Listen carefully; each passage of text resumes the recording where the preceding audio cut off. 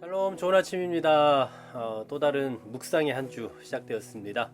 이번 한 주도 또 은혜 가운데 살아가시고 또 세상에서 우리가 당하고 겪게 되는 많은 일들이 있지만 그런 삶 속에서 하나님의 지켜주심을 경험하고 그 보호하심 가운데 은혜의 삶을 살아가시기를 주의 이름으로 간절히 소망합니다. 자, 우리 지난 시간에는 어떤 지휘관들의 헌신된 모습 금요일에 살펴봤는데요.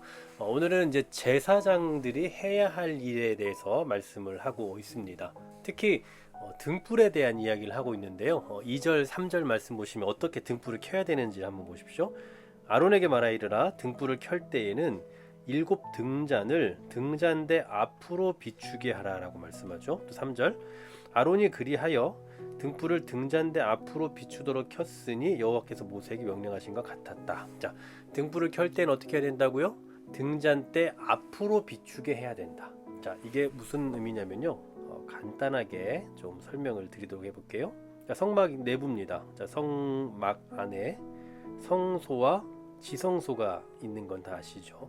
여기는 이제 언약궤 혹은 법궤가 있고요. 그리고 여기는 휘장으로 덮여 있습니다. 일종의 천막이라고 보시면 될 것 같아요. 그리고 여기에 분향단이 있고요. 여기에는 진설병상이 이렇게 있습니다. 그리고 여기에 이제 촛대가 이렇게 자리 잡고 있는데요. 이 등불, 이 촛대를 등잔대 앞으로 이렇게 비추게 해야 된다. 그러니까 무엇을 비춰야 되는 거냐면 진설병상을 비추도록 해야 된다라는 의미입니다.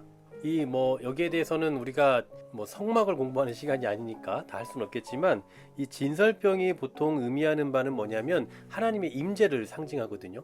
그런데 그 하나님의 임재를 상징하는 그곳을 이 등잔대로 비춰야 된다라는 거예요. 이 출애굽기에 보면 이 등잔대에 대한 말씀을 하는데 등잔대는 이렇게 총 7개로 나뉘어 있는 이런 식으로 되어 있는 건데요. 여기 위에 이제 불을 다 켜놓는 거죠. 이 불이 항상 이 진설병 상 쪽을 향해 있어야 된다. 왜 그러냐면요. 이 회막 안에는 지금 어두운 곳입니다. 캄캄해서 빛이 들어올 수가 없어요. 창문이 없단 말이죠. 그런데 이 등불이 켜짐으로 인해서 밝음을 유지할 수가 있는 겁니다. 그렇게 해서 이렇게 명령하신 대로 되었다라고 말씀하고요. 4절에도 보시면 등잔대의 제작법에 대해서 말씀하는데요. 이렇게 만든 것이다.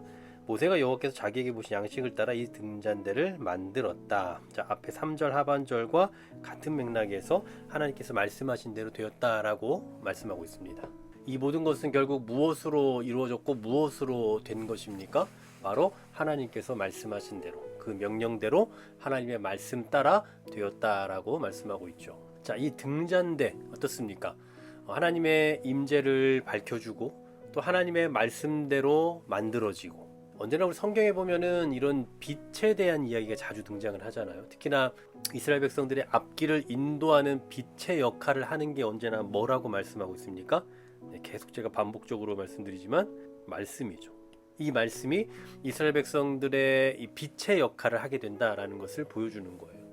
그리고 이 성전 안에서, 성소 안에서 진설병상을 늘 비춰주는, 그리고 그 성소를 계속해서 비춰주는 그 역할을 하는 이 등잔대와 같은 역할이 바로 우리 삶 가운데서 뭐냐라고 생각해 볼 때에 하나님의 말씀이다라는 거죠. 그래서 시편 119편 105절 주의 말씀은 내 발의 등이요 내 길의 빛이니이다 라고 말씀하잖아요. 회막의 가장 깊은 곳에서 주시는 그 하나님의 말씀은 이스라엘 백성들, 곧 하나님의 백성들에게 있어서 등이고 빛이다 라는 사실입니다. 또 신약에 넘어오면 바로 이 빛의 역할을 하는 분이 누구예요? 바로 예수 그리스도죠. 특히 요한은 요한복음과 요한일서에서 계속해서 반복적으로 말씀하고 있는데요. 예수 그리스도만이 생명의 빛이다 라는 것을 말씀해 주고 있습니다. 그리고 마태복음도 그렇고 요한일서에서도 그렇고 예수 그리스도를 향해 고백하고 예수 그리스도를 따르는 하나님의 자녀들에게 이름이 주어지죠. 바로 이 세상의 빛. 바로 우리는 세상에서 빛으로서 살아가고 빛으로서의 사명을 지닌 자들이다라는 것을 또 성경은 말씀해 주고 있는 겁니다. 실제로 요한계시록에 보면은 이 앞부분에 7교회에 대한 말씀을 하잖아요. 그 중에서 7촛대에 대한 이야기를 하거든요. 바로 우리가 지금 살펴보고 있는 이 7촛대인데요. 이 7촛대가 무엇을 상징하고 있습니까? 요한계시록에서는 교회를 상징하죠. 바로 이 등잔대의 역할을 한번 잘 생각해 보세요. 비추고 있는 그 역할이 나중에 신약에서는 교회의 역할로 바뀌고 있는 거잖아요. 결국 예수 그리스도를 고백하는 우리들이 세상에서 빛이요. 또 공동체적으로 놓고 보면 바로 교회가 이 시대의 빛으로 존재하고 있다라는 사실이죠. 그러니까 결국은 저와 여러분이 그리고 우리의 교회들이 바로 이런 이 빛의 사명을 지니고 있다라는 건데, 그렇다면 우리가 마치 교회가 이 등잔대와 같은 존재 아니겠어요? 이런 걸 소유하고 있는 거잖아요. 그런데 문제는 뭡니까? 전등은 있지만 불이 들어오지 않아요. 그러면 어떻게 돼요? 의미가 없는 거죠. 손전등이 있지만 건전지가 없어요. 그러면 불이 켜지질 않습니다. 그럼 쓸모없는 거예요. 그러므로 오늘 본문의 말씀과 신약 전체적인 맥락에서 놓고 볼 때에 빛의 인도하심을 받는, 말씀이라는 빛으로 인도하심을 받은 우리들, 그리고 예수 그리스도를 구주로 고백하는 우리들이 곧 이러한 빛이 되고, 그리고 또 이러한 빛들이 모여 하나의 교회를 이루어가는데, 그 교회가 또 감당해야 될 그 사명이 빛으로서의 사명인데, 이 사명을 우리가 어떻게 얼마나 잘 감당하고 있는지를 생각해 볼 필요가 있다는 사실이죠. 예수님은 우리에게 너희는 세상의 빛이라 하고 말씀하셨습니다. 우리는 오늘 세상의 빛입니다. 빛이 되라고 하시지 않았고요, 빛이다 라고 말씀하셨어요. 가서 우리가 빛의 역할을 감당해야 된다라고 말씀하신 게 아니라 그냥 우리는 세상에서 보여지는 빛이다 라고 말씀하셨다고요. 오늘도 빛으로 살아가시는 여러분, 그리고 빛의 인도하심을 받는 여러분, 그리고 빛 되신 예수 그리스도를 소망하고 따르시는 여러분, 빛을 받으며 빛을 드러내며 빛을 나타내며 빛 안에 거하는 그런 삶을 살아갈 수 있기를 간절히 소망합니다.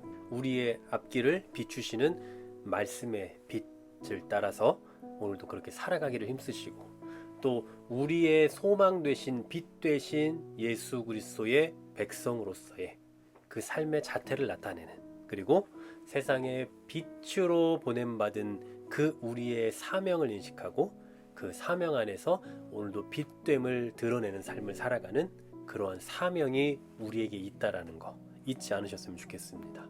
세상의 빛으로 존재하시는 여러분, 오늘도 그 밝은 빛을 가지고, 그 밝은 에너지를 가지고 우리가 가지고 있는 이 말씀이라는 빛의 영향력을 또 세상에 드러내고 나타내며 세상을 밝히는 그런 역할들을 감당하는 저와 여러분 되기를 간절히 소망합니다.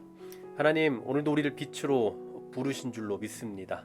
우리에게 빛을 비추어 주셨고, 또 우리에게 빛 되신 예수 그리스도를 보게 하시며 이제는 우리가 빛으로 살게 하셨사오니, 빛된 자로서의 세상에서의 사명과 삶에 대한 관심을 갖게 하시고 세상에서 이 빛된 자로서의 사명을 감당하며 나아가는 우리 모두가 되게 하여 주시옵소서. 예수 그리스도의 이름으로 기도하옵나이다.